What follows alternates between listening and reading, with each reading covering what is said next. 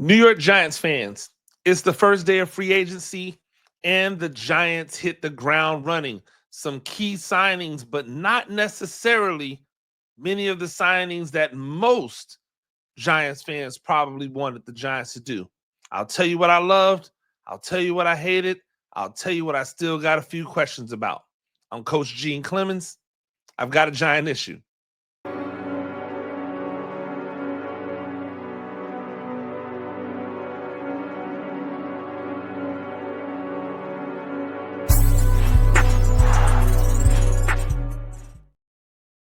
Ladies and gentlemen, welcome back to another edition of A Giant Issue. I am Coach Gene Clemens, New York Giants on SI. That's where you get all of your New York Giants news and information from. Make sure you go and check that out. Check out my latest good, great, and uglies that are going to be coming out along with all of these free agent signings. You're going to see all of that over there at the New York Giants on SI website. Also, do me a favor. Hit that subscribe button. Make sure that you're locked in. Again, this is when we get into our bag because now we're just talking football, right? The draft is over a month away. We've got free agency here. We're going to see how everything is reshaped with these teams. That's going to give us an idea of what this football team is going to look like in 2025. But we have to start here, right? The New York Giants went out and signed players, but they did not sign a quarterback. How are you feeling about it? Are you happy? Are you sad? What's the thought process? Here's what I'll tell you.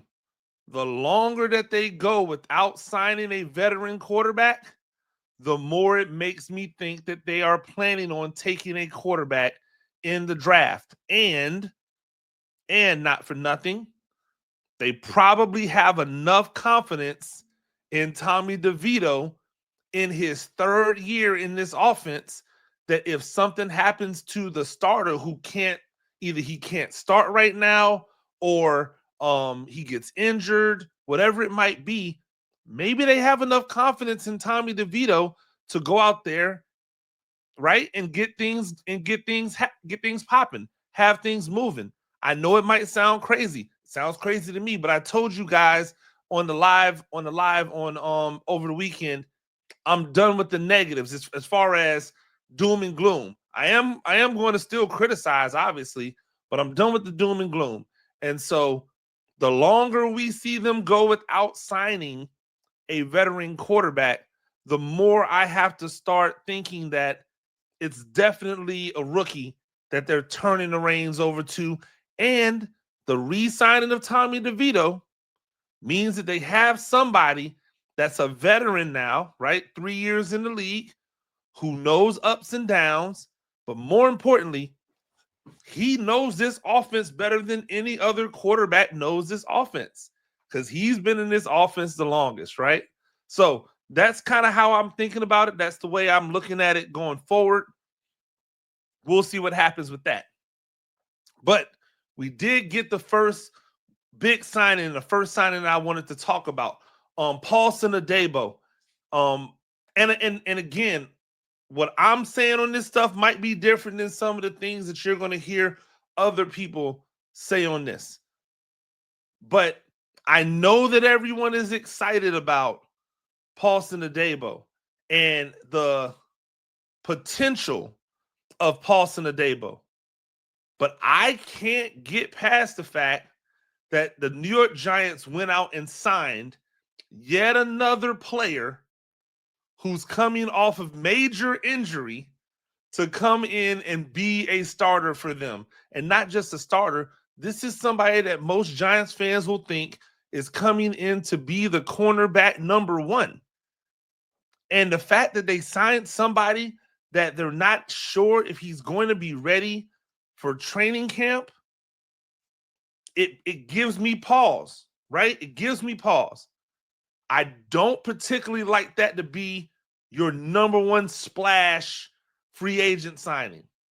I don't think that that's going to once people realize, because I don't know, I don't even know if maybe some athletes realize how bad it is to break your femur, right? But just for understanding, the femur is the strongest bone in the body. The femur is that bone that you see anytime they're depicting cavemen and they're using like a bone as a club.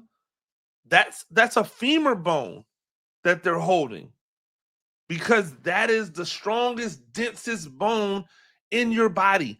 The first thing that gives me pause is I go, what made something like that break? And if it was able to break, then how strong are these bones to start with, right?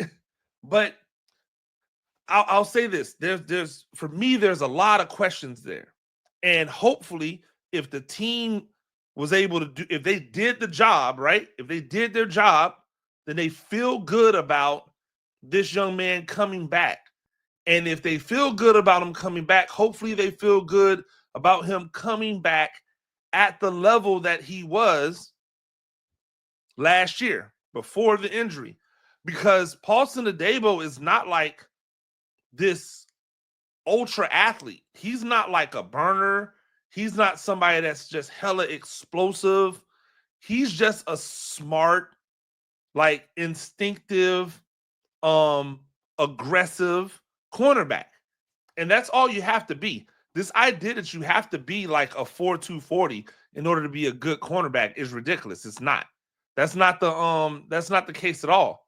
But what you do need to have is you do need to have the ability to be as athletic as you can be, right? Like, you can't be out here less than what you are, because if you're less than what you are, now it becomes an issue, right? Now it becomes a thing that could really like hurt your opportunities to be good. So when I look at a young man who was, taken in the third round of the draft, who had 2 real years of play, the first thing that jumps off the page with me is he got his hands on a lot of footballs. And if you know anything about my criticism of the Giants since they got rid of Xavier McKinney and defensive backs before him, they just haven't gotten their hands on a lot of footballs. You have to be able to generate extra possessions for your offense via turnovers. And Adebo has the opportunity, if healthy, to be able to do that, because he gets his hands on a lot of passes. And it's not that he's going to intercept it, but what happens when you get your hands on a lot of passes, what happens is that they get tipped, and then other players, right? Other players are the beneficiary of your play. Linebackers come in, safeties come in, other defensive backs come in and pick the ball off if you're always getting a tip on the ball or a hand on the football. But his production can't be ignored, right? It can't be ignored how sticky he is. When he came out of college, he was known as a press corner, right? He adjusted well and became better in zone coverage.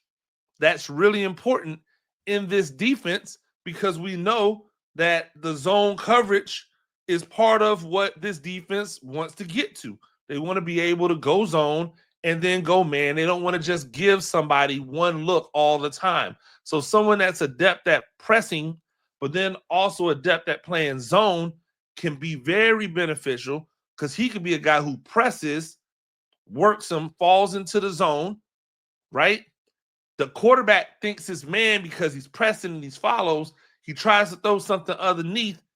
He's right there because he came off of his man to go to his zone, right? So you can disguise coverages a lot better with guys who are more adept at doing that. So from that standpoint, is good. He's 25 years old. So bringing in a 25-year-old that's hitting his prime, right?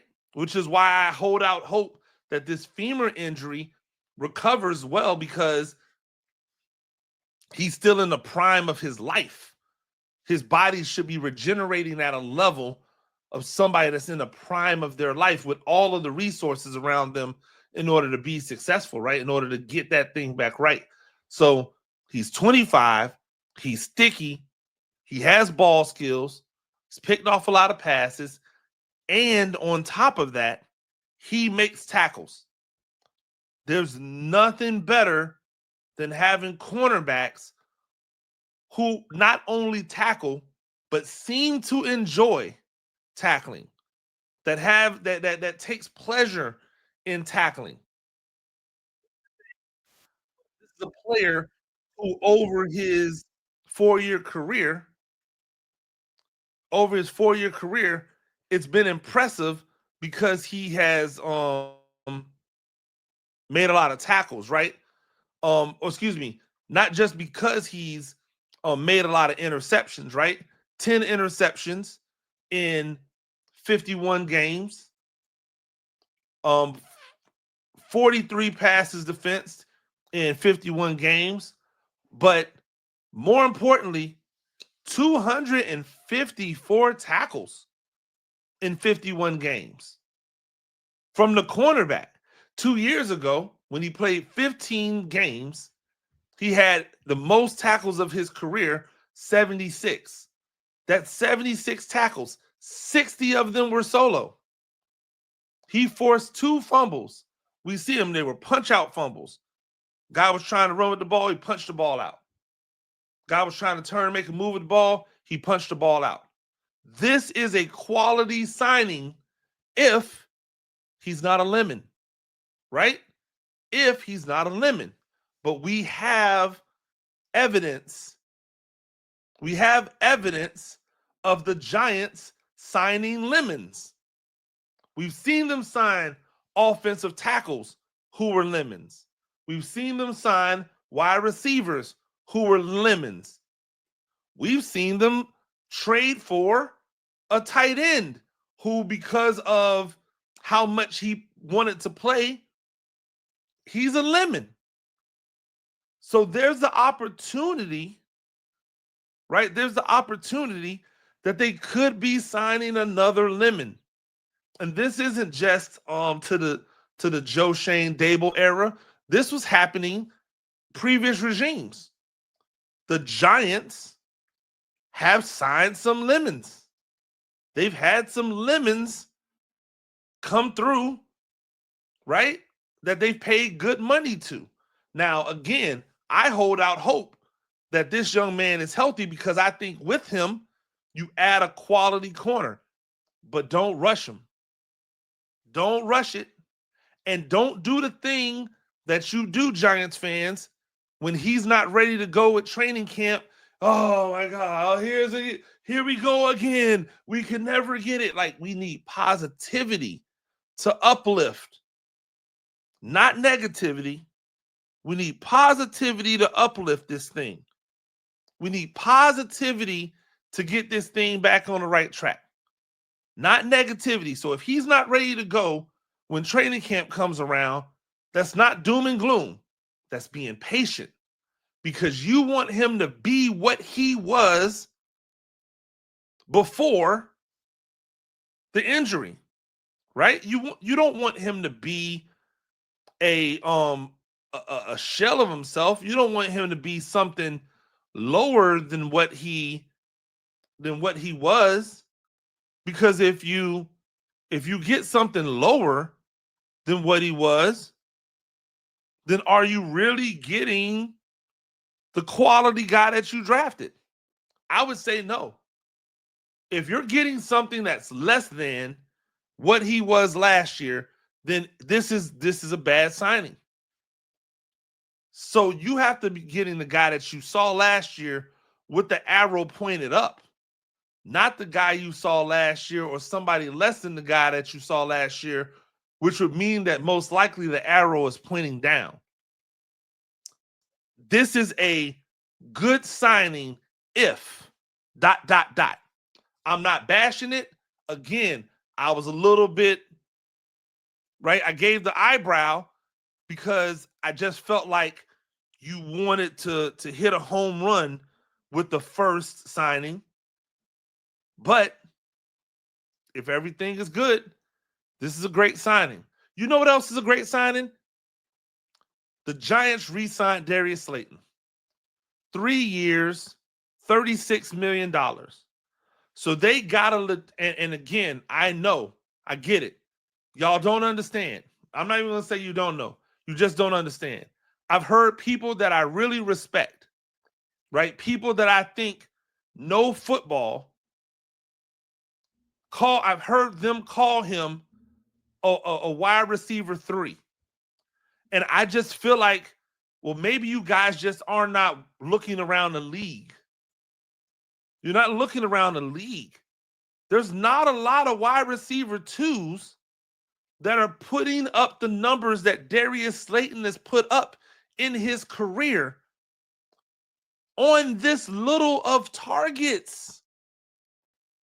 This is a man putting up these numbers while getting minuscule targets. In his first 5 seasons, when he was the number 1 wide receiver, he never got number 1 wide receiver targets. Never. There was years where they gave Evan Ingram more targets than they gave Darius Slayton. Oh, well, he had some drop issues, blah, blah, blah. DK Metcalf catches 50% of his passes. Darius Slayton has never been that bad. Never been that bad. Never. Sorry. Say what you want about him.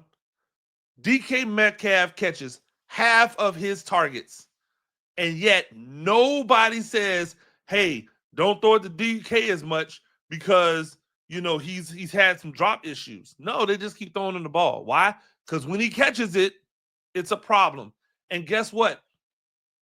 Darius Slayton, when he catches the ball, which is more than DK Metcalf and more than many of the wide receiver ones that you would think,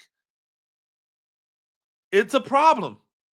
The problem last year, and this is what allows me to know that the decision to re-sign Darius Slayton means that Darius Slayton wasn't utilized the way they wanted him utilized last year. It's because why bring back a guy, right? Why bring back a guy to be the wide receiver 3, right? If that's how you're going to use him. Why bring back a guy to be the wide receiver 2 if that's how you're going to use him? To me, this says we didn't use him the way we should have. And why didn't we use him the way we should have? The first quarterback, not very effective. The one we put in for him, not very effective. The other guy that we put in, not very effective. The one game or the couple of games when those guys were effective, guess what he did? He went off. So this tells me that the way in which they want to use Darius Slayton must be better than the way they used him this past year. And guess what? It makes sense. You don't have to change much. Just even out the distribution of the targets.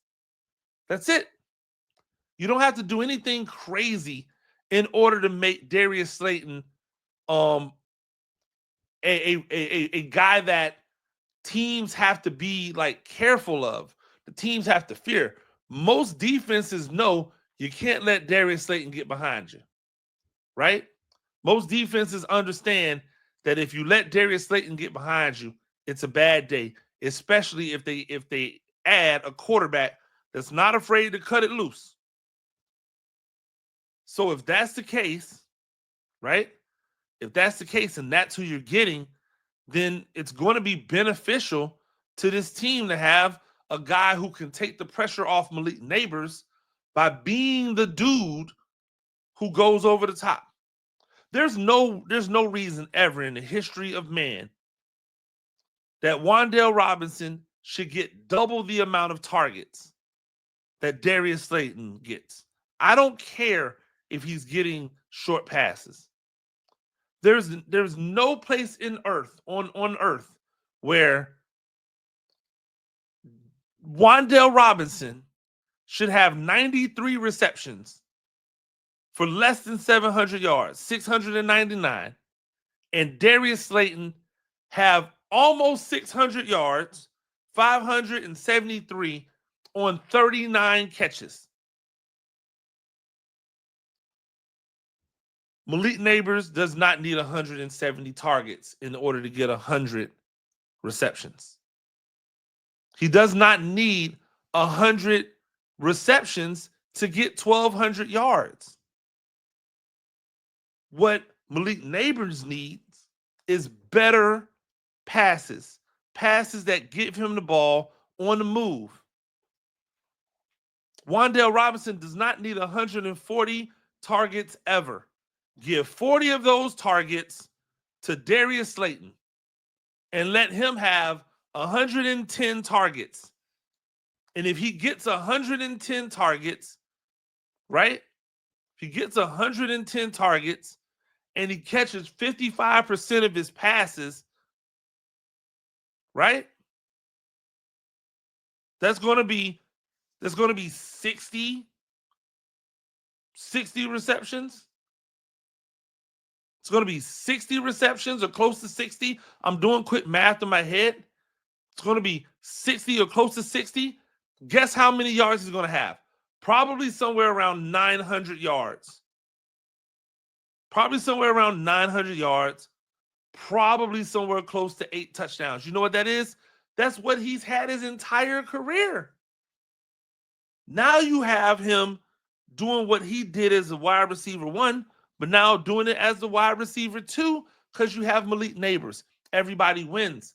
Darius Slayton is 27 years old. He's in the prime of his career. So you get him for the prime. You get him for 27, 28, 29. Those are the 3 best years as a wide receiver athlete. 27, 28, 29. 30 if you're like working, right? Those are the prime years. You get them for the prime years for the cheap. Yo, they're paying people like Tank Dell 10, not even Tank Dell. They're paying wide receivers who are wide receiver 3s, borderline wide receiver 4s, $10 million. You got him for 12. What does that tell me? He didn't want to go. He wanted to stay. Right? Because the devil you know is better than the devil that you don't. He wanted to stay. That's what it says to me. Hey, this guy wanted to stay. And so he took this deal. This was a team-friendly deal. I've heard people say, well, I don't know why you would give him money when you can get the same production in the draft. Ladies and gentlemen, there are a bunch of wide receivers that are taken every year. Most of them don't put up Darius Slayton numbers. Most of them do not put up Darius Slayton numbers. And the best part about Darius Slayton is that his usage does not have to be as high as some other wide receiver 2, wide receiver 3s. You can give him 71 targets. He can catch 39 passes and still give you over 1,000. I keep saying that because I don't think you people understand how remarkable that is. I keep saying it because I want you to understand that this is not they did this just because they didn't sign Saquon, so now they wanted to do it for the fans. Half of the fans don't want this dude. Maybe even more. The other half loves him. But they don't necessarily love him because they think he's the best wide receiver. Most of the fans who love him because he rocks for the team, right? Because he stands behind his teammates because he's a good person. They're not rocking with him because they think he's a great talent. I'm here to be the one to tell you he's a great talent. You got one of the better guys in the league. You got probably, if you add in value and age and production, you probably got one of the top 3 wide receivers in free agency, right? Because everybody else is either going to be old or broken or want too much money. Oh, well, Devontae Adams was out there. He was out there for a hot second. He was going to cost a lot of money. Devontae Adams, got to pay him. Oh, well, Diggs is out there. Diggs is coming off injury. He's older. He's going to want a lot of money. Oh, well, I heard that they're going to release Cooper Kupp. Cooper Kupp is old. He gets injured every single year. He's going to want a lot of money. What are we talking about here? Name me the other mid-20s, upper mid-20s, lower upper 20s, whichever you want to call it. Name me the other guy that's out there for this type of money, for that type of production. You're not going to find it. And he already knows the offense. And he's okay with playing the background. Oh, and shout out to him for the Anna Hall pull, too. Like, hey, you mean business, Darius Slayton. That Anna Hall pull, my guy. Salute. I thought it was a great re-signing. I thought that re-signing better than the Adebo signing. Because you know what you're getting. He's healthy. You don't got to worry about where he is in his process. You know how to use him, and you know where you can get better at using him. It's great.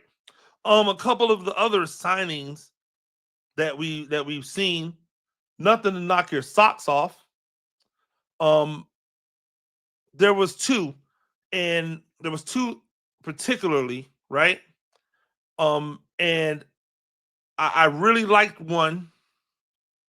I really disliked the other.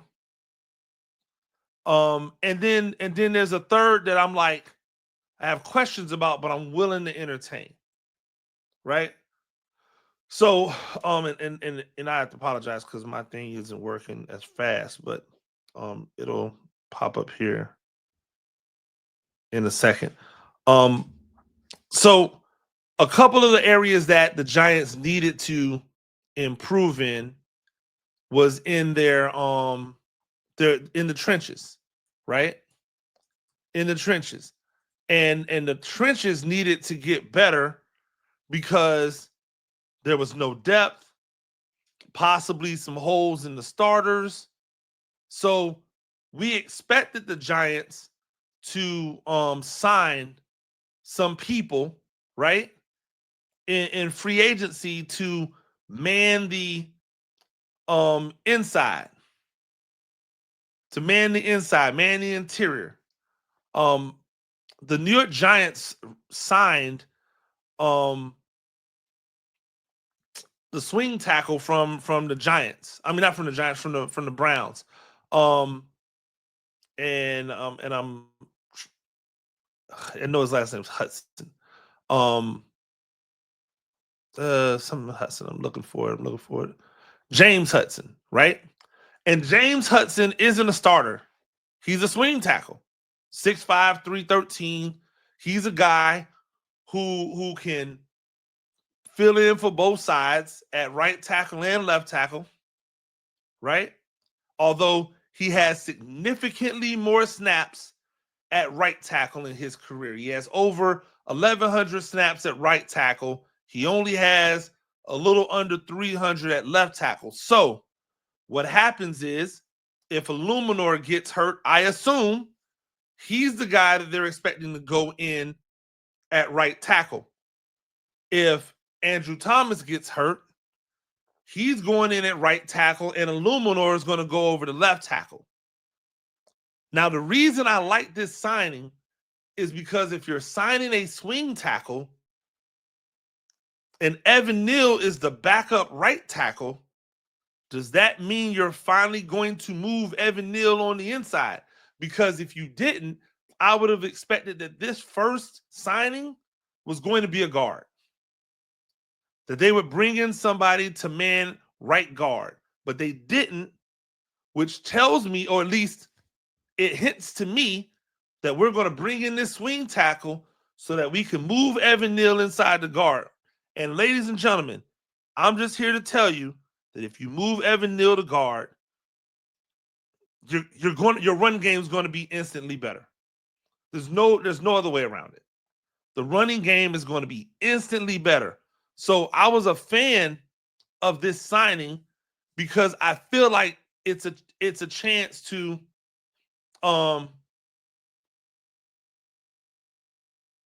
see Evan Neal move to guard.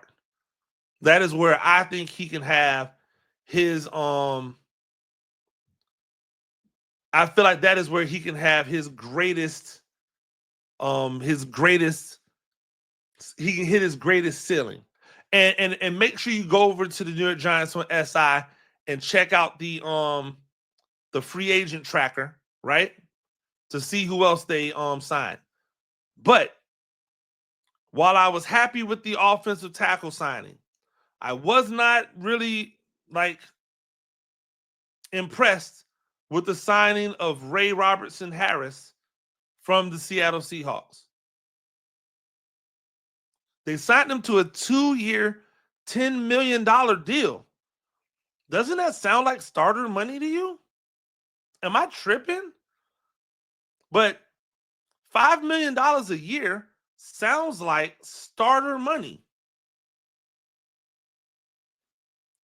He played in 11 games last year. He got 13 tackles, 1 tackle for loss, and a quarterback hit. That is what nets you $5 million a year? Like, people are saying that he's versatile, right? People are saying that he's versatile, which I get. But how did that versatility help him in 2024? Right? They're not looking at him as a starter. They're looking at him as a rotational piece. And I'm saying you blew $5 million a year on a rotational piece. You've got rotational pieces. You've got really good rotational pieces when you actually allow them to rotate, when they're not being forced into starting roles. You need a starter, preferably somebody who is going to help you stop the run, because you traded that guy away in Leonard Williams and you haven't replaced him. You've just put like bubble gum and Band-Aids on a gunshot wound. So now they've got to look for a starter. So now we're going to spend more money on another defensive tackle, hopefully, maybe, possibly. Are they going to try to find that starter in the draft? Or is the entire position just going to be one that they platoon? Right? I don't know. This just felt like an uninspired move when people were looking at you to make the day one splash. Where's the day one splash? Where's the super goodwill that you could have engendered by bringing in a legitimate starter on the defensive line? Imagine you've got your corner, right? If you think he's healthy, you've got your corner in Adebo. Imagine if they would have grabbed a corner and a starting tackle day one of free agency. People wouldn't have cared what they did after that. But now you've got questions. You still have questions, right? I don't know. Didn't feel great to me, right? Like, they re-signed Manhurts and Gillum, and who cares? Because those are, they're whatever. Paulson Adebo. Okay, right? I give it a D. I'm not giving it an A. I'll give it a B. I'll give it a B minus with the chance of an A minus if he's healthy. But this Roy Robertson Harris, like I don't think he's bad, but I would probably give this a C plus, right? A C plus. Definitely not the same as, definitely not the same as, what they were able to do with signing the swing tackle, because that was a need. You have your two starting tackles. So if they had their starting tackle, defensive tackle, then the Harris signing would be better. So I guess I'll say it's a C, pending who they sign after. Then maybe I'll bump it to a B. I'll bump it to a B, C minus, B if they sign someone. Because right now there's still a hole there. There's still a hole there. There's a dude, he didn't do much. Right? I don't know. They signed a guy to